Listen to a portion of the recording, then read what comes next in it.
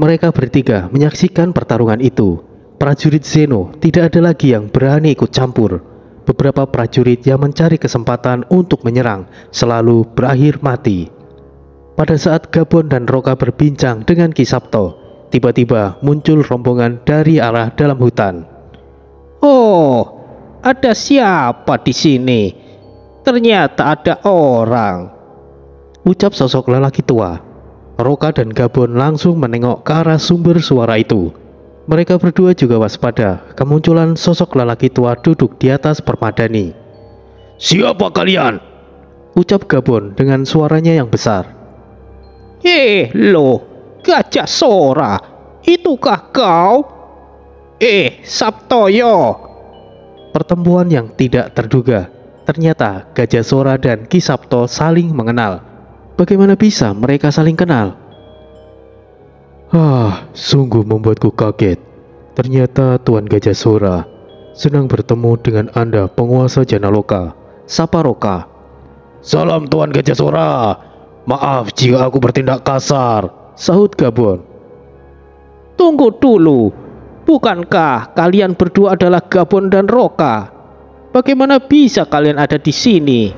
Rumor mengatakan kalian tidak selamat saat memasuki pegunungan Nadi Iblis, ucap Gajah Sora. Itu informasi yang sudah lama, Tuan Gajah Sora. Banyak hal yang telah terjadi dan kami akhirnya berhasil keluar. Lalu, apa yang Tuan Gajah Sora lakukan di sini? Aku sempat kaget. Aku kira Anda adalah Baduya. Ki Sabto dan Gajah Sora saling pandang.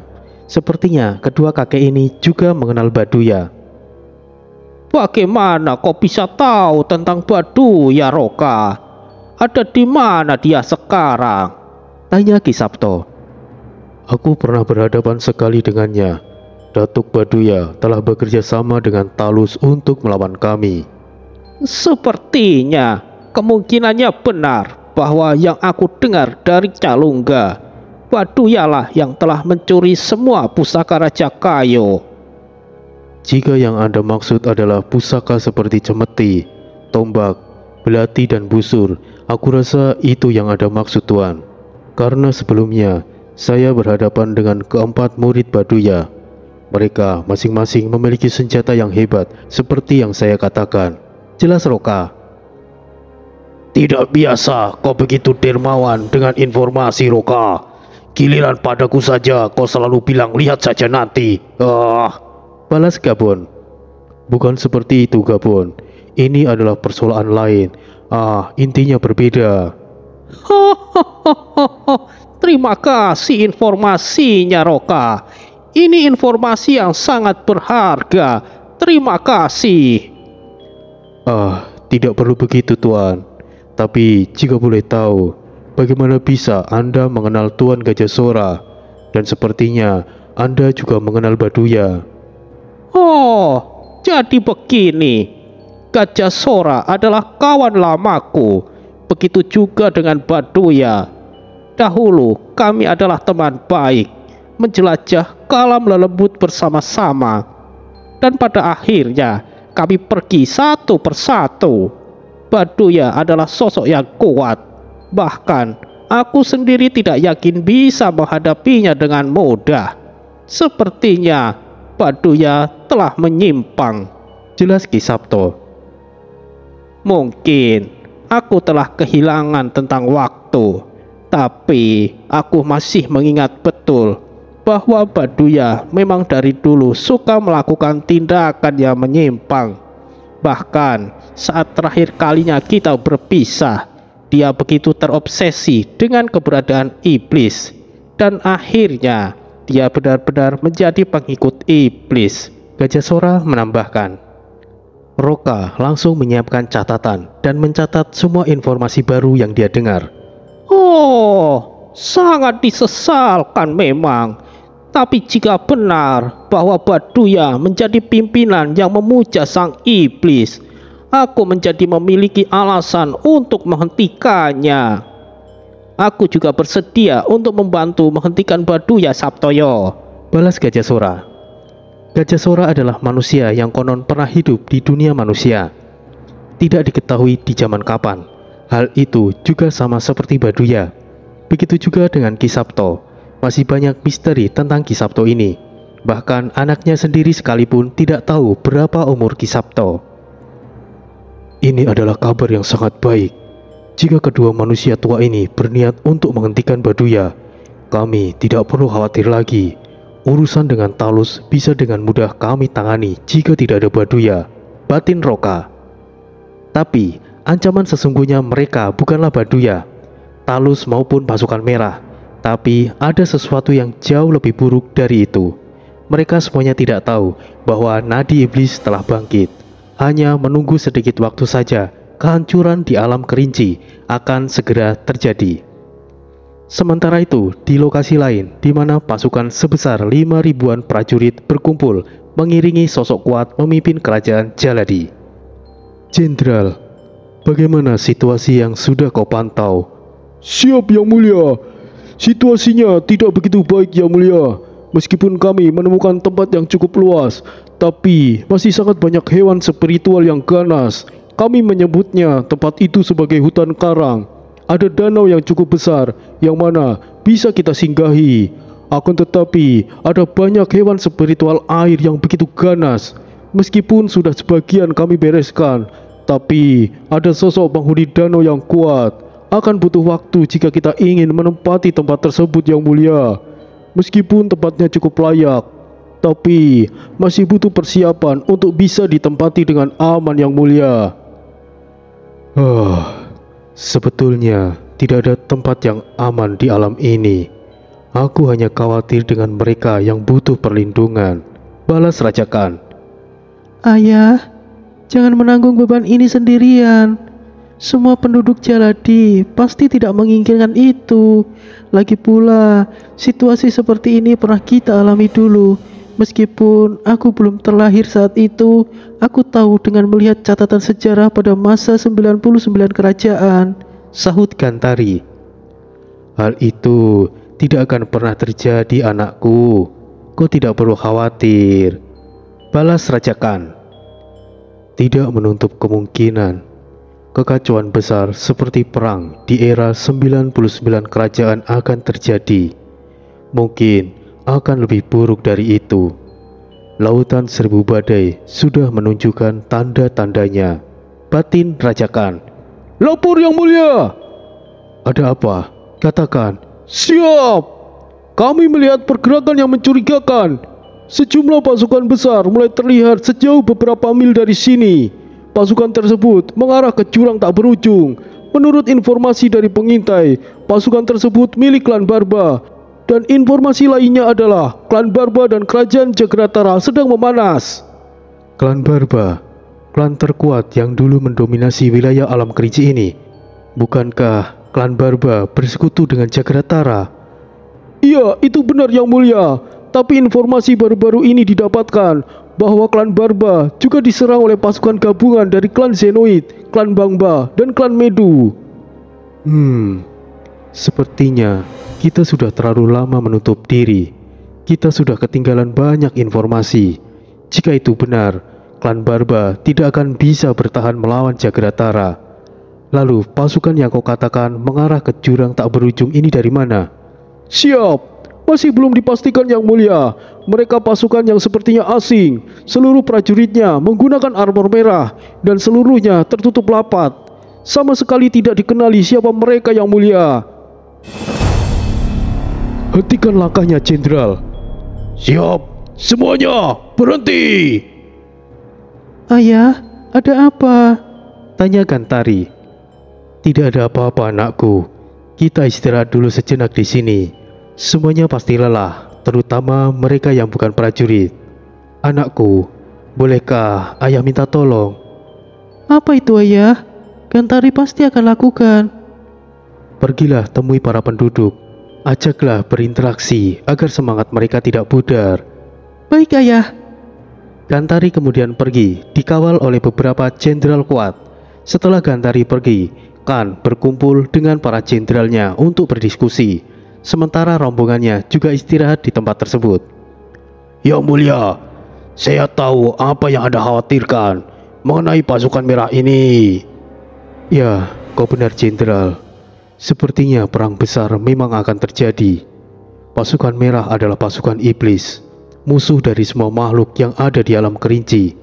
Kita urungkan niat kita untuk pergi ke hutan karang. Kita akan menyusul pasukan merah dari belakang. Tapi Yang Mulia, bagaimana dengan para penduduk?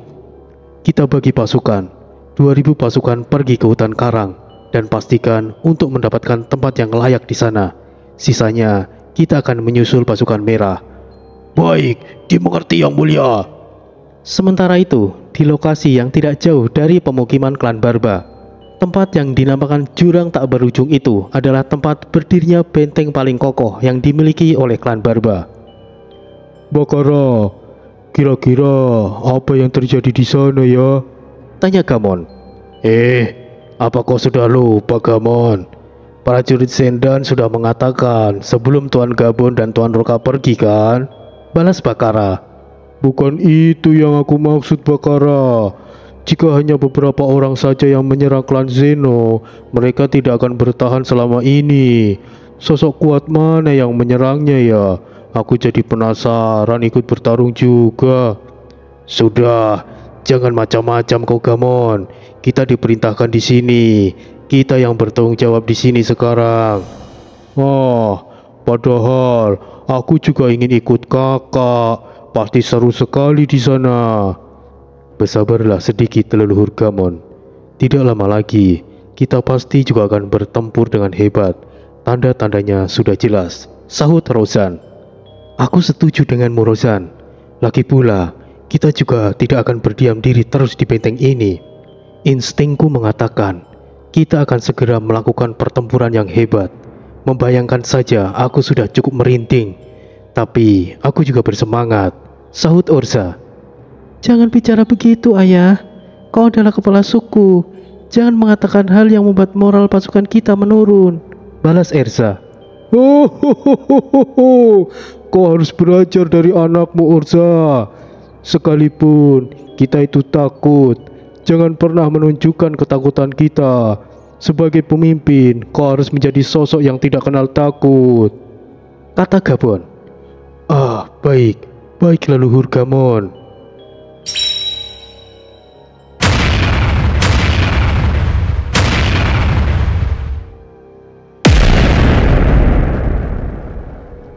Pertarungan antara Zeno dan Raja Hanung begitu dahsyat.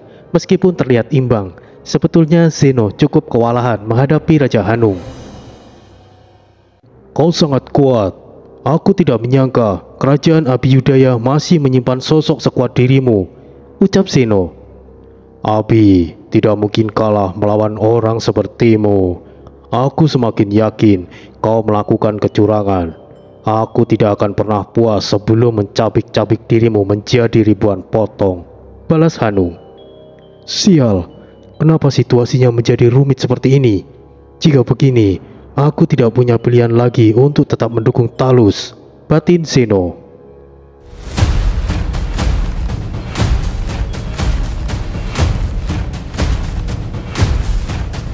Suara genderang perang terdengar. Ribuan pasukan berjubah merah terlihat menghampiri pasukan Zeno berada. Suara derap langkah prajurit terdengar berat. Tempat di sekitar bergetar kemunculan sosok prajurit berarmor merah itu. Ayah! Ada apa Raka? Sebuah pasukan besar datang. Jumlah mereka sekitar ribuan. Tidak pasti ada berapa. Setidaknya ada 5.000-an prajurit berarmor merah. Prajurit merah? Jangan-jangan itu adalah pasukan. Roka menebak-nebak. Itu pasti pasukan merah. Para makhluk yang menghuni padang kematian. Mereka hanyalah pasukan yang lemah. Tidak perlu ada yang dikhawatirkan, Roka, sahut Gabon. Lapor Tuan. Ada apa lagi? Kami telah memastikan bahwa prajurit Jagratala telah bergerak. Jumlah mereka sekitar 5.000-an prajurit. Talus sendiri yang memimpin dan sepertinya juga mengarah kemari. Apakah ada Baduya dalam rombongan tersebut? Iya Tuan, selain Baduya, ada 4 sosok misterius menggunakan jubah coklat. Kami menduga itu adalah murid-murid Baduya. Ini akan menjadi perang besar. Gabon, ayo kita kembali. Kita harus bersiap. Pinta Roka. Sepertinya ini akan menjadi gawat. Ayo segera kembali. Balas Gabon. Tuan-tuan sekalian, jika berkenan, singgahlah di tempat kami. Terima kasih penawarannya. Kami tidak mungkin bisa mampir saat ini. Persiapkan saja pasukan kalian. Aku pastikan Janaloka bukanlah musuh kalian. Balas Gajah Sora. Lain kali saja aku juga akan mampir. Aku akan menunggu di sini bersama Gajah Sora. Jika memang ada Baduya di sana, aku pastikan dia tidak akan bisa ikut campur dengan perang kalian. Ucap Ki Sabto. Baiklah jika begitu. Terima kasih Tuan. Jika begitu kami akan undur diri. Roka dan Gabon kembali menaiki singa terbang dan menuju benteng klan Barba. Wah. Jika Baduya ikut campur dalam hal ini, pasti akan rumit situasinya. Ucap Ki Sabto sambil mengelus jenggotnya. Aku tidak menyangka Baduya akan ikut campur dalam urusan di alam ini. Dia bukanlah tipe yang orang seperti itu, Sabtoyo. Kecuali ada sesuatu yang ingin dia dapatkan. Ya, itu sudah jelas Gajah Sora. Baduya pasti menginginkan sesuatu yang sepertinya menarik perhatiannya.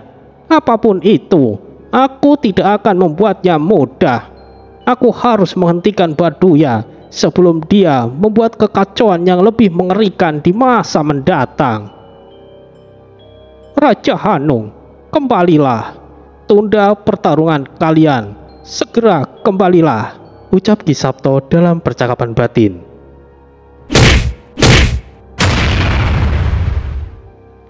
Aku ampuni kau kali ini. Jika kau bertemu denganku lagi, jangan harap kau bisa lolos. Ancam Raja Hanung. Paman. Kira, ayo pergi dulu dari sini.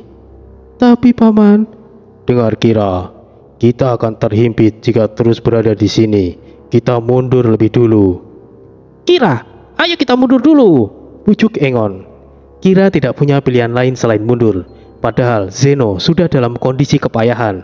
Tapi ucapan Ki Sabto tidak pernah sekalipun Raja Hanung abaikan. Jika beliau mengatakan mundur, Raja Hanung pasti mempercayainya tanpa protes. Sementara itu, Ki Joyo dan Pangjer yang sedang melawan Gangba dan Medu juga terpaksa harus mundur. Sementara itu, Gabon dan Roka tiba di depan gerbang benteng. Mereka berdua tidak memasuki benteng, berdiri di luar, dan Gabon mengatakan sesuatu dengan keras. Gamon, bawa keluar semua prajurit. Baik kakak. Rozan melirik ke arah Roka. Roka hanya mengangguk, dan itu sudah dimengerti oleh Rozan. Klan Zen juga mengerahkan prajuritnya dan keluar benteng. Gabungan pasukan klan Barba dan klan Zen setidaknya berjumlah 3.000 prajurit, ditambah dari klan Jarga yang dipimpin oleh Bargu berjumlah 500 pasukan naga. Semuanya bersiap untuk menghadang Talus. Tidak perlu lagi bertahan di benteng, karena hal itu justru malah akan menjebak klan Barba sendiri. Mengingat ada pasukan merah dan juga pasukan Talus yang mungkin akan segera tiba, pertempuran terbuka akan jauh lebih baik. Sementara itu, pasukan merah berhenti bergerak. Dari pasukan Zeno hanya berjarak kurang lebih ratusan meter. Dengarkan aku semuanya. Di depan kita adalah musuh. Serang!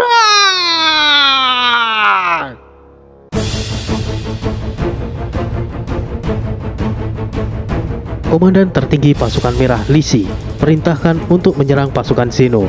Tentu saja hal itu membuat Zeno panik karena tidak siap. Apa-apaan prajurit merah itu? Cepat, perbaiki barisan. Hadang prajurit merah itu. Mereka hanyalah prajurit lemah. Bersiap! Zeno langsung segera menyambut serangan. Tentu saja hal ini membuat Zeno semakin yakin bahwa dirinya kini telah dijebak oleh Talus, hanya untuk sebagai umpan, bukan untuk melawan klan Barba, tapi untuk membersihkan pasukan merah. Semuanya itu adalah rencana Baduya yang mana Talus sendiri tidak tahu. Sebelumnya, Baduya memberikan informasi kepada Komandan Merah Lisi bahwa Talus akan bergerak. Lisi mengira pasukan yang dipimpin oleh Zeno adalah Talus. Untuk menguasai alam kerinci, hal pertama harus yang Lisi lakukan adalah membunuh Talus, yang mana sosok paling berpengaruh di Jagratara. Sisanya tidak menjadi masalah asalkan Jagratara bisa dikuasai oleh pasukan merah. Namun sayangnya, pasukan merah sendiri dijadikan tumbal oleh Baduya, yang akhirnya perang tanpa memandang sekutu terjadi. Bentrokan kedua pasukan sudah dimulai antara pasukan merah dan pasukan Zeno. Pasukan merah yang selama ini dianggap lemah, tiba-tiba mereka menjadi sangat kuat. Pasukan Zeno mulai kewalahan, mereka mulai disudutkan. Hal ini bukan hanya pasukan merah yang menjadi kuat, tetapi juga karena banyaknya jenderal di pasukan Zeno yang telah gugur saat menghadapi rombongan Maung sebelumnya. Zeno, apa benar mereka ini pasukan merah? Kenapa mereka begitu kuat? Tanya Medu. Jangan bertanya padaku, Medu. Kau kira aku tahu ada yang aneh dengan pasukan merah ini? Balas Zeno. Mereka seharusnya tidak sekuat ini. Ada yang aneh memang dengan mereka. Selain kuat, mereka juga memiliki jumlah yang banyak. Kita juga telah kehilangan banyak jenderal karena para hewan sialan itu. Jika kita tidak ikut bertarung, pasukan kita bisa habis, sahut Gangba. Kalian berdua majulah. Jika kalian berdua maju, mungkin kita masih bisa menang, pinta Zeno. Apa-apaan kau Zeno? Kenapa harus kita berdua? Kenapa kau tidak ikut bertindak? Protes Medu. Harus ada yang memimpin pasukan di sini, Medu. Jika kita bertiga bertindak maju bersama, kita akan hancur seketika jika klan Barba juga ikut menyerang. Apa kau tidak melihat klan Barba telah melakukan persiapan? Benar apa yang dikatakan Zeno. Harus ada yang memimpin di sini, Medu. Sudahlah, ayo kita maju, sahut Gangba langsung pergi. Sial, segeralah menyusul jika tidak ada tanda-tanda pergerakan dari klan Barba, Zeno. Pergilah, Medu. Aku akan menyusul kalian setelah memastikan klan Barba tidak ikut campur. Medu kemudian menyusul Gangba. Bertarunglah kalian. Aku tidak akan bertindak jika tidak ada kesempatan untuk menang. Selama aku bisa lolos, aku tidak peduli dengan yang lainnya. Pasukan bisa aku bentuk kembali asal aku bisa lolos dari sini, batin Zeno. Klan Zenoid memang rata-rata memiliki sifat yang licik dan ingkar. Tidak heran bahwa sekutu sendiri tidak mempercayai klan Zenoid. Sementara itu di lokasi klan Barba. Kakak, apa yang akan kita lakukan? Tidak perlu melakukan apa-apa. Kita lihat saja bagaimana mereka, balas Gabon. Padahal ini adalah kesempatan untuk menghancurkan klan Zenoid. Itu benar, Gabon. Tapi kita tidak perlu bergerak. Tidak perlu juga bertindak terlalu jauh. Pasukan Talus kemungkinan akan segera datang. Kita akan bertindak jika mereka menyerang kita. Untuk menghemat stamina, lebih baik menunggu saat itu tiba, jelas Bakara. Dengarkan itu, apa yang Bakara katakan. Kau ini bodoh, semakin bodoh saja, kata Gabon. Ya, mana aku tahu kakak, makanya aku bertanya. Sudah, diam saja kau, Gabon. Beberapa anggota Zendan muncul. Tuan leluhur, katakan secara langsung. Siap. Dari arah datangnya pasukan merah, menyusul ada pasukan berjumlah sekitar 3.000-an prajurit. Mereka dari kerajaan Jaladi. Apa? Bahkan kerajaan Jaladi juga bergerak. Sepertinya situasinya akan semakin memburuk. Tidak salah, Roka. Perang besar memang akan segera terjadi. Mungkin alam kerinci akan mengalami kekacauan yang hebat, sahut Gabon. Asik, aku bisa mengamuk sepuasnya. Aduh, kenapa kau memukulku, kakak? Dasar bodoh, alam kerinci bisa hancur, kau malah senang, bodoh. Ya kan, aku cuma bersemangat, kak. Bodoh. Leluhur, kami mendapati informasi lainnya. Penyebab jurang tak berujung yang tiba-tiba airnya menyusut. Ini ada kaitannya dengan pegunungan Adi Iblis, leluhur. Maksudmu bagaimana? Katakan dengan jelas. Jadi, mengenai fenomena yang terjadi, tidak hanya kita saja yang merasa aneh karena tiba-tiba air jurang tak berujung menyusut, tapi pohon Noa di wilayah kerajaan Janaloka juga tiba-tiba mengering dan mati. Lalu, lautan seribu badai di kerajaan Jaladi juga mengalami peningkatan dalam status yang sangat berbahaya. Wilayah Jagratara sendiri mengalami guncangan yang dahsyat. Penyebabnya sudah pasti adalah pusat dari pegunungan nadi iblis. Konon, pegunungan tersebut tersegel suatu benda atau apalah itu, yang mana itu adalah nadi iblis. Dan saat ini, kemungkinan nadi iblis telah aktif. Dan hal ini juga kemungkinan pasukan merah beraksi. Apa itu nadi iblis? Tanya Gabon. Nadi iblis adalah keberadaan yang tidak boleh ada di alam kerinci ini. Itu adalah bagian pecahan jiwa sang raja iblis. Semuanya itu hanyalah rumor awalnya. Tapi, jika nadi iblis memang benar ada, maka alam kerinci bukan lagi tempat yang bisa kita tinggali. Balas Roka serius.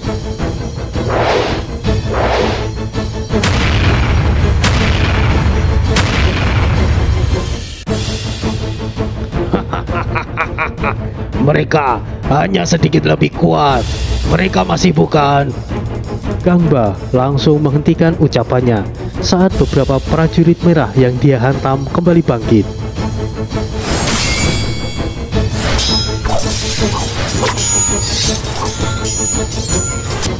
Medu juga melancarkan serangannya. Beberapa prajurit merah tumbang, namun kembali bangkit. Apa-apaan mereka ini? Gangba, mereka sangat aneh. Aku yakin telah memotong dan menyerang titik vitalnya.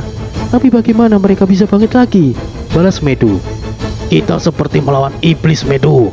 Meskipun aku tidak pernah bertarung melawan iblis, tapi konon iblis sangat sulit untuk dibunuh. Iblis? Jangan bercanda kok Gangba. Tidak mungkin ada iblis di alam ini. Dan apa yang diinginkan sosok iblis dari alam ini? Jangan sembarangan bicara Gangba tua. Aku tidak mengatakan mereka benar-benar iblis, Medu, tapi mereka seperti iblis. Lalu, apa yang harus kita lakukan Gangba? Jika serangan kita saja tidak mempan, lama-kelamaan kita juga akan celaka. Mungkin lebih baik kita Gangba!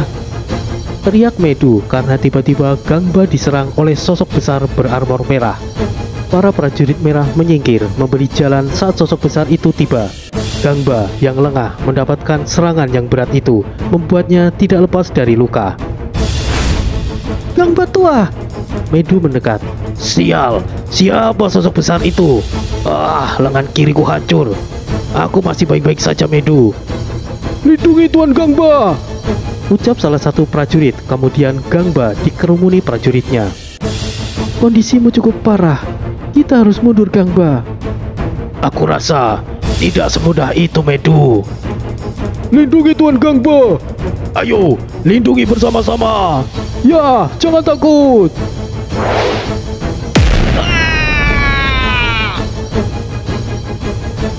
Puluhan prajurit berlapis yang melindungi Gangba dan Medu langsung dilibas bersih oleh sosok besar berarmor merah itu. Jangan biarkan makhluk itu mendekat.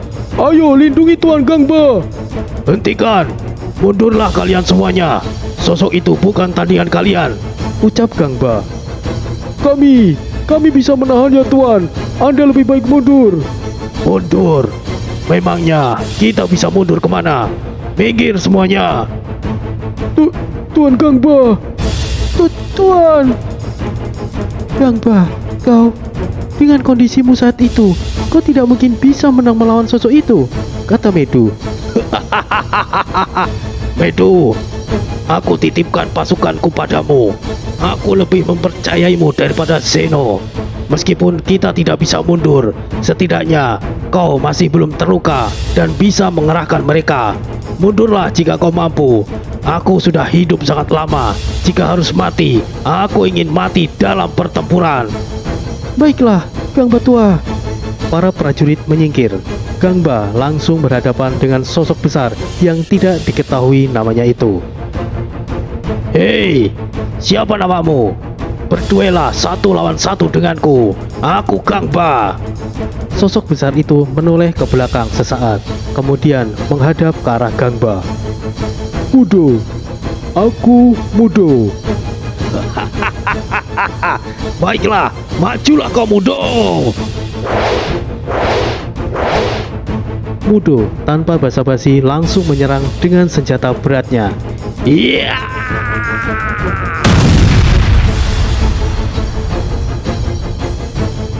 Gangba menerima serangan itu. Kedua senjata berat beradu, menimbulkan gelombang angin yang sangat dahsyat. Mudo dan Gangba sama-sama terpental. Anda bisa, Tuan Gangba. Ya, bunuh makhluk itu, Tuan. Teriak semangat bawaan Gangba. Jika bukan karena aku lengah tadinya, kau tidak akan mudah begitu saja merobohkan aku. Ucap Gangba bersemangat. Sial, serangan barusan sangat berat. Lengan kananku hampir saja patah. Batin Gangba yang sebenarnya dia sudah sangat kerepotan menahan serangan itu. Sekarang giliranku. Iya.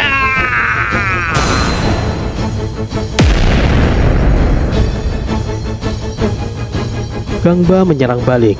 Mudo terpental beberapa meter dalam posisi menahan serangan. Tapi di serangan itu adalah serangan terkuat yang Gangba lakukan. Gangba sudah menunjukkan tanda-tanda kelelahan, sedangkan Mudo sepertinya baru melakukan pemanasan.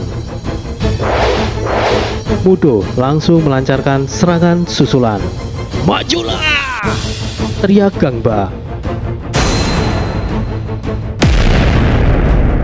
Kedua senjata berat beradu dengan dahsyat. Debu berterbangan menutupi pandangan. Saat debu mulai menghilang, Gangba sudah kehilangan lengan kanannya. Kali ini, Gangba tidak bisa berbuat apa-apa lagi. Gangba menengok ke arah Medu sejenak, tersenyum, kemudian menatap bengis ke arah Mudo. Perlawanan yang cukup bagus, tapi sudah berakhir. Iya. Gangba berteriak dengan kencang. Gangba gugur dalam pertempuran. Tuan Gangba, tidak. Dengarkan aku. Kita mundur dan bergabung dengan pasukan utama. Jangan biarkan pengorbanan Gangba sia-sia. Kita harus... Medu tiba-tiba diserang oleh sosok tidak dikenal. Pergerakannya begitu cepat, bahkan Medu hampir saja tidak bisa menangkisnya. Siapa kau? Ucap Medu yang baru saja bangkit setelah terpelanting. Balaskan dendam Tuan Gangba!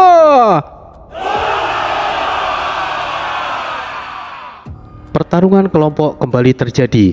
Sementara itu, Medu menghadapi sosok kuat lainnya. Aku Chunbi, tidak perlu khawatir. Kau akan segera menyusul kawanmu. Bermimpilah.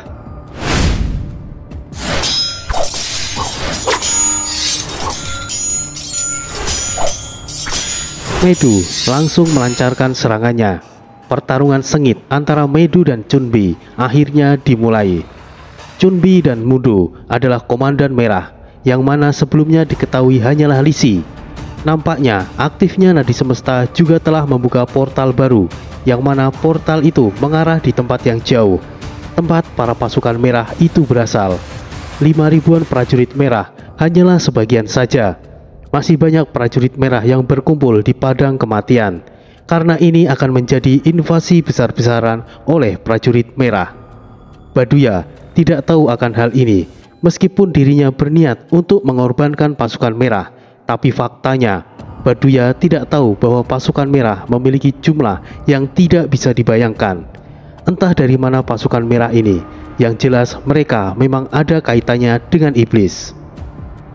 Sementara itu, rombongan Talus akan segera tiba. Pasukan Janaloka juga bersiap di balik hutan. Kisapto dan lainnya juga menyertai Gajah Sora. Janaloka akan ikut campur, dan sebelum itu mereka tidak akan bergerak sebelum mengetahui siapa sebenarnya musuh mereka. Lalu pasukan kerajaan Jaladi juga sudah mulai mendekat.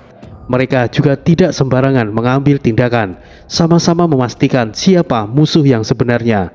Tapi Raja Khan sudah yakin yang harus diperangi adalah pasukan merah. Untuk bisa menang atau setidaknya mengimbangi kekuatan pasukan merah, Alam Kerinci harus bersatu kembali. Tapi sayangnya hal itu sudah sangat mustahil. Semua itu karena ulah Talus. Mereka menjadi saling curiga dan tidak percaya satu sama lain. Apakah kali ini Alam Kerinci akan runtuh? Di lokasi yang tidak jauh lagi dari lokasi pertempuran, rombongan Talus sudah mulai mendekat. Bagaimana situasinya Nugo? Tanya Talus setelah Nugo mendekat. Sesuai dugaan, rombongan Zeno yang melakukan penyergapan kepada klan Barba tengah didesak oleh pasukan merah Tuan Talus. Balas Nugo. Kurang ajar. Beraninya mereka melakukan itu. Percepat langkahnya. Perintah Talus. Terima kasih Tuan Talus. Anda begitu mengkhawatirkan Tuan Zeno.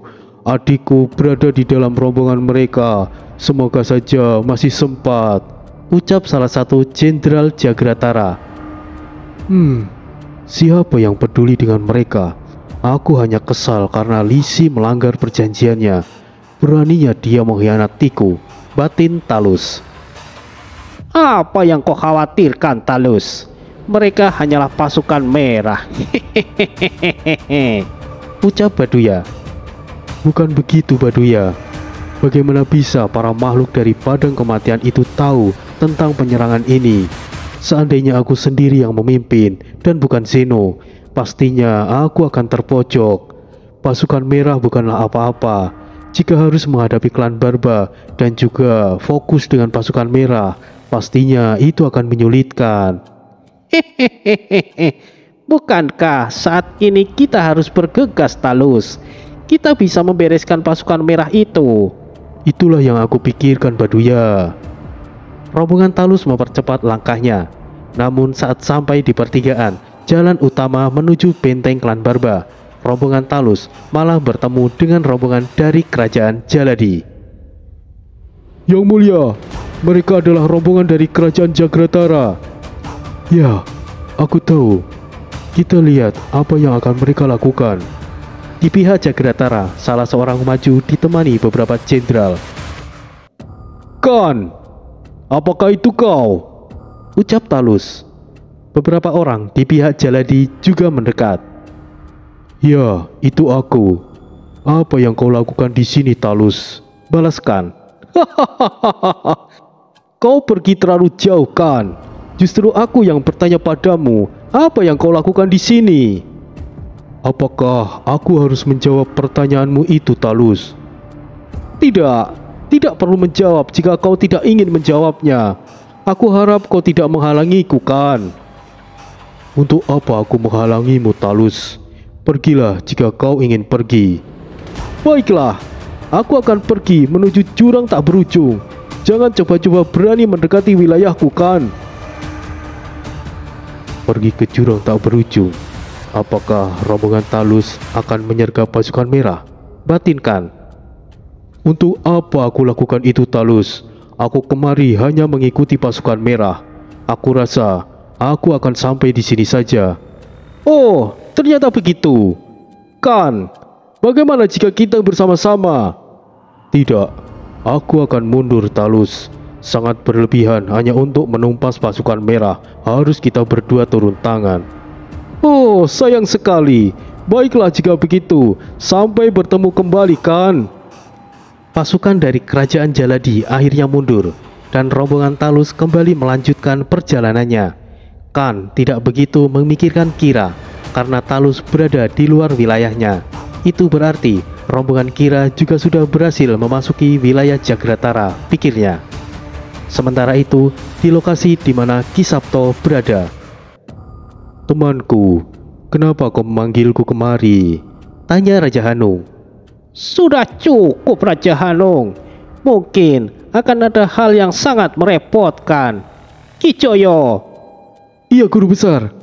Pergilah bersama Bon pastikan portal keluar ke alam ini baik-baik saja. Ada sesuatu yang mungkin akan sangat merepotkan. Tapi Pak D, aku akan tetap di sini bersama Pak D. Ikutlah bersama Kijoyo, Pon. Dia mungkin akan membutuhkan bantuanmu. Baiklah, jika begitu Pak D. Kijoyo, ayo pergi. Guru besar, kami akan pergi. Kijoyo dan Bon segera pergi ke pintu portal alam kerinci. Ki Sabto takut terjadi sesuatu yang tiba-tiba menutup portal alam kerinci. Setelah mendengar penjelasan dari Gajah Sora, yang mana sepertinya nadi iblis telah aktif. Tuhan, lalu bagaimana dengan kami? Tanya Maung. Kalian tetaplah bersamaku. Aku rasa apa yang kalian cari sebentar lagi akan muncul di hadapan kita, balas Ki Sabto. Tuan Gajah Sora. Ada apa, Erlangga? Pasukan Talus telah terlihat. Sepertinya mereka akan mendesak pasukan berarmor merah itu. Jika begitu, lebih baik kita mundur dan jaga jarak. Jangan sampai ikut terlibat. Baik Tuan Gajah Sora. Apakah kau akan mundur, Gajah Sora? Tanya Ki Sabto. Kami akan bertindak jika memang harus dilakukan. Tapi kami tidak akan ikut campur jika permasalahannya belum jelas. Kami akan tetap menahan diri, Sabtoyo. Dan untuk mengenai Baduya, aku serahkan padamu. Aku rasa hanya kau yang bisa menandinginya, Sabtoyo. Baiklah Gajah Sora, kau tidak perlu khawatir.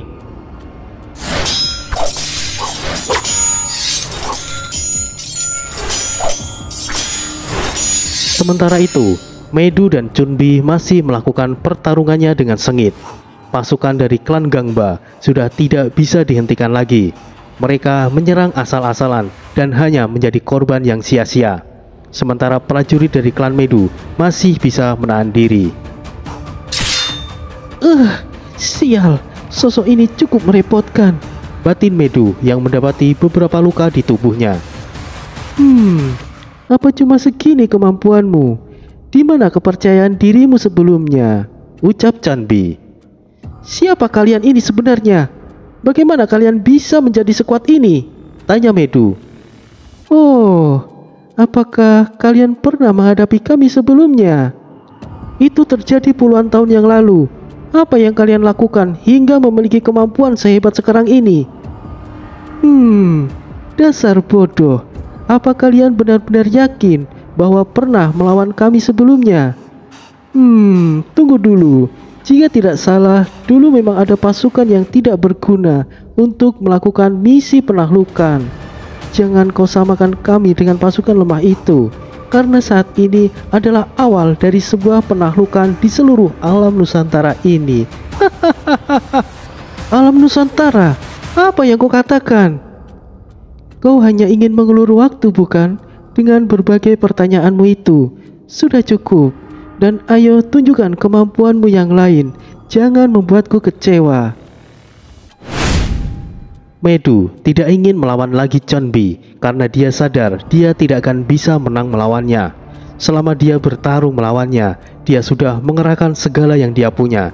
Tapi Chunbi seperti main-main dan hanya mengimbangi saja. Keputusan yang tepat untuk memilih kabur. Tapi seharusnya itu kau lakukan sebelum berhadapan denganku. Beberapa belati menancap di tubuh Medu. Salah satunya menancap di lehernya, sampai membuatnya tidak bisa hanya untuk berteriak saja.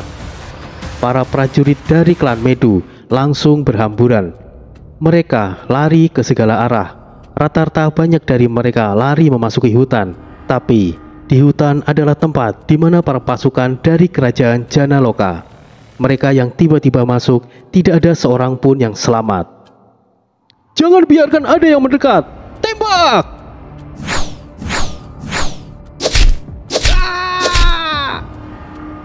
Kenapa kau menyerang mereka, Gajah Sora? Makhluk yang berbahaya adalah mereka yang sedang dalam ketakutan. Mereka bisa saja langsung menerjang kita tanpa rasa takut, Sabtoyo. Ho, ho, ho, ho. Kau begitu kejam sekarang, Gajah Sora.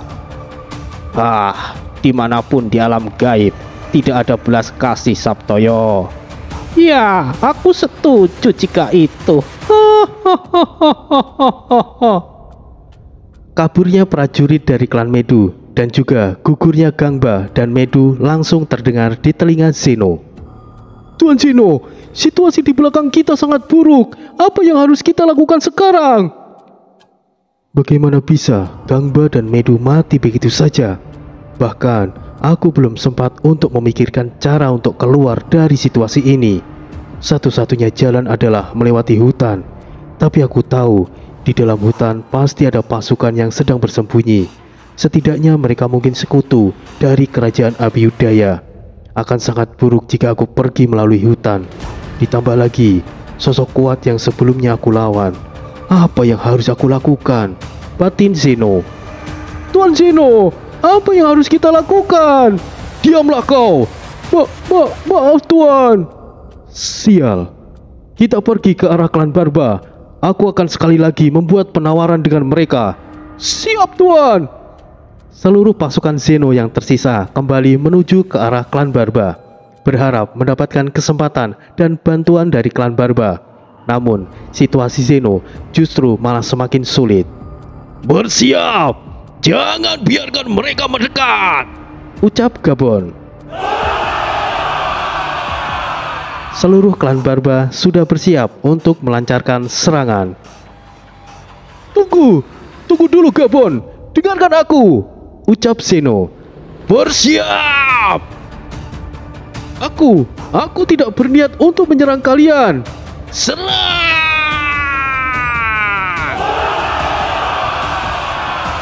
Sial, para monyet itu benar-benar tidak mau mendengarkanku. Batin Zeno. Tidak ada pilihan lain. Serang mereka dan rebut benteng mereka. Zeno tidak punya pilihan lain selain melakukan serangan. Kini pasukan Zeno akhirnya bentrokan dengan pasukan Barba. Zeno berhenti. Dia tidak ikut melakukan serangan dan memikirkan bagaimana caranya dia bisa lolos dari situasi tersebut. Dari belakang, pasukan Zeno juga digempur habis-habisan oleh prajurit merah. Tidak ada lagi cara untuk kabur. Mungkin sebelumnya masih ada kesempatan untuk kabur lewat hutan, meskipun resikonya juga besar. Tapi kali ini tidak ada lagi akses untuk kabur. Zeno kemudian menanggalkan semua pakaiannya yang mencolok dan berganti dengan pakaian prajurit biasa. Hei, pakailah baju tempurku ini. Kau akan menjadi diriku sementara waktu. Tapi Tuan Zeno, apakah kau tidak mau mendapatkan penghormatan ini? Akan aku pilih yang lainnya saja jika begitu. Tidak, dengan senang hati Tuan Zeno. Prajurit itu kemudian memakai baju tempur Zeno, dan Zeno sendiri menyamar menjadi prajurit biasa dan pura-pura mati, berbaring di antara tumpukan prajurit yang mati. Asik, aku terlihat keren sekarang. Siapa yang tahu aku menjadi tokoh yang hebat. Hehehe. Batin prajurit bodoh itu. Itu dia Zeno, kepalanya milikku. Iya! Sosok itu langsung mati terpenggal hanya oleh prajurit Barba biasa. Tapi mereka langsung sadar bahwa itu bukanlah Zeno. Kepala suku. Ternyata begitu. Komandan tertinggi mereka telah melarikan diri. Kemungkinan masih ada dalam kerumunan prajuritnya. Tapi tidak perlu terlalu jauh. Musuh yang sebenarnya segera tiba. Ucap Orza.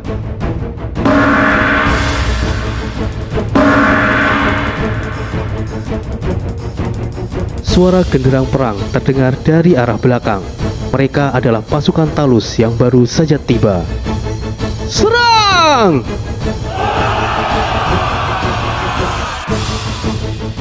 Talus langsung mengawalinya. Kanju, Kupeng, Cadik, Alius, ayo segera pergi. Kita mendekat ke arah klan Barba. Raja Wali Neraka, keluarlah! Talus, aku akan langsung menuju ke arah klan Barba. Semuanya, ayo naik. Baik, Master. Jawab Kanju mewakili. Hati-hatilah Baduya. Hehehe. Sementara itu, Ki Sabto mengetahui dari dalam hutan bahwa benar ternyata memang Baduya yang beliau kenal terlibat dalam perang ini. Garupati, muncullah. Ki Sabto memanggil salah satu hewan suci, sosok burung besar seperti Garuda.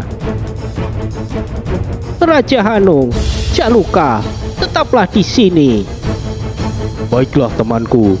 Siap, Master. Tunggu, izinkan kami ikut Tuan. Pinta Maung. Baiklah, aku mengerti tujuan kalian, tapi ini mungkin akan sangat berbahaya. Kami sudah siap, sahut Pangjer. Aku juga ikut. Tidak, kau akan tetap di sini bersamaku Kira. Cegah Hanung. Baiklah Paman. Aku tidak akan mencegah kalian jika ingin ikut. Segera naiklah. Baiklah, Garupati, berangkat. Hati-hatilah Sabtoyo. Terima kasih Gajah Sora. Ki Sabto langsung menyusul Baduya. Mungkin ini akan menjadi pertarungan sengit antara kedua kakek sakti. Dan bagaimana caranya Maung dan lainnya merebut kembali pusaka Raja Kayo. Perang masih berlangsung. Pasukan Zeno perlahan mulai habis karena tidak ada pimpinan. Diserang dari depan dan belakang membuat pasukan Zeno jelas tidak bisa bertahan. Tapi di sisi lain, pasukan merah dari belakang juga digempur oleh pasukan Talus. Kekacauan langsung meluas, jeritan dan teriakan bersahutan. Hehehe, lihatlah di bawah sana, benar-benar kacau, ucap Cadik. Bukankah itu bagus? Inilah kesempatan kita untuk bisa mendapatkan buku jiwa, balas Gubeng. Hehehe, sepertinya ada yang mengikuti kita. Alius, urus mereka, perintah Baduya. Siap, Master. Garupati menghindari panah yang melesat ke arahnya. Saat anak panah berbalik, Garupati dengan cepat terbang berputar dan anak panah melesat ke arah rombongan Baduya.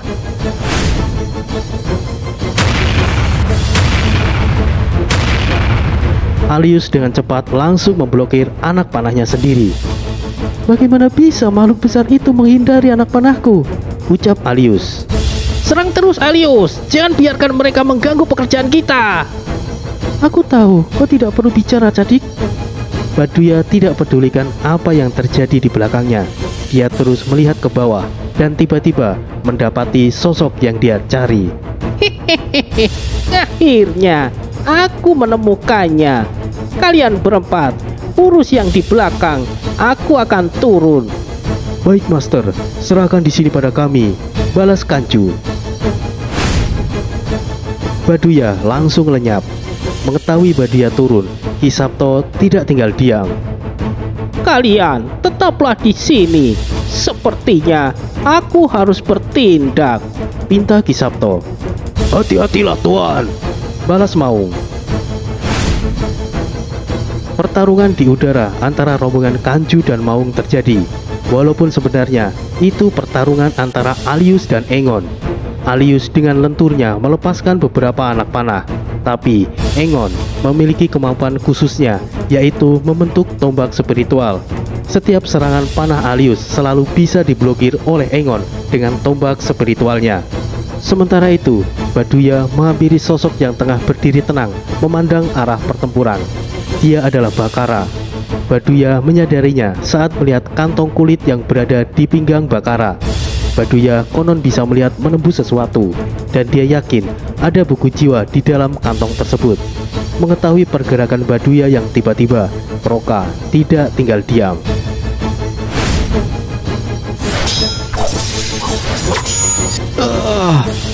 Bakara langsung mundur karena kaget. Mundurlah Tuan Bakara. Terima kasih Rozan. Siapa kau? Tiba-tiba ingin menyerang begitu saja, ucap Rozan sambil menahan lengannya yang gemetaran karena menahan serangan Baduya yang tiba-tiba. Hehehe, siapa kau? Pergilah, jangan ikut campur. Aku hanya ingin mengambil buku yang ada di dalam kantong kulit itu, balas Baduya. Siapa orang tua itu? Bagaimana bisa dia tahu jika buku jiwa ada padaku? Apa jangan-jangan dia adalah Baduya? Batin Bakara. Dia musuh, kepung dia! Ayo! Hentikan. Mundur kalian semuanya. Kalian hanya akan mati konyol. Perintah Roka langsung muncul. Leluhur. Bagus Rozan.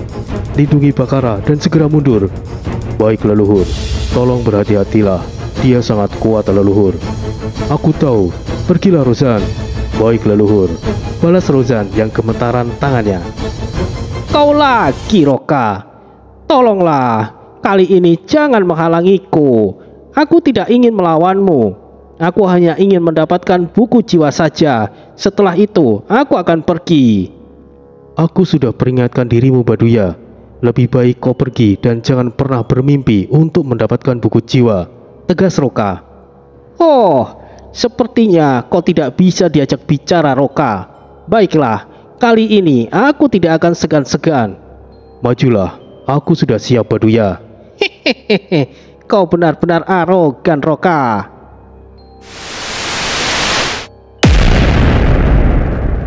Energi spiritual yang besar menyelimuti Baduya.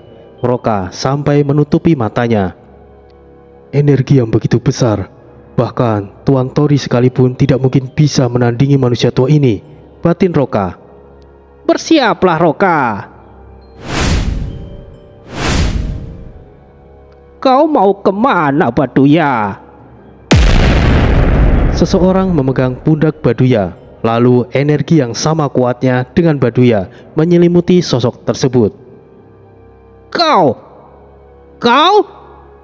ucap Baduya terkejut. Lama tidak berjumpa kawan lamaku, ucap sosok misterius itu. Baduya langsung menyingkir dari sosok tua di belakangnya itu, yang tak lain adalah Ki Sabto. Apa yang kau lakukan di sini Sabtoyo? Harusnya aku yang mengatakan itu padamu Baduya. Apa urusanmu Sabtoyo? Baduya, kenapa kau melakukan semua ini? Melakukan apa Sabtoyo?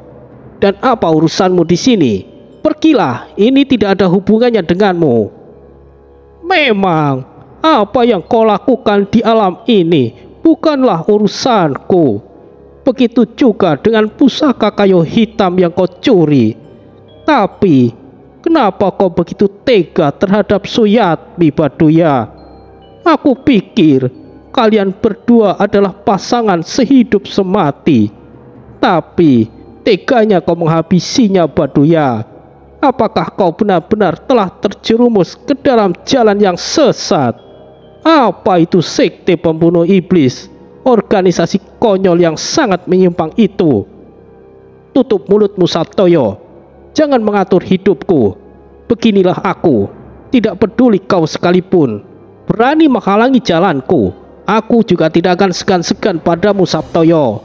Oh, seperti yang kau lakukan terhadap Suyatmi. Baduya, dia sangat mencintaimu. Apapun yang dia katakan untuk kebaikanmu sendiri. Kau sungguh sudah kelewatan batas Baduya. Energi spiritual yang lebih tinggi lagi memancar di sekeliling Ki Sabto. Beliau terlihat marah dan begitu serius.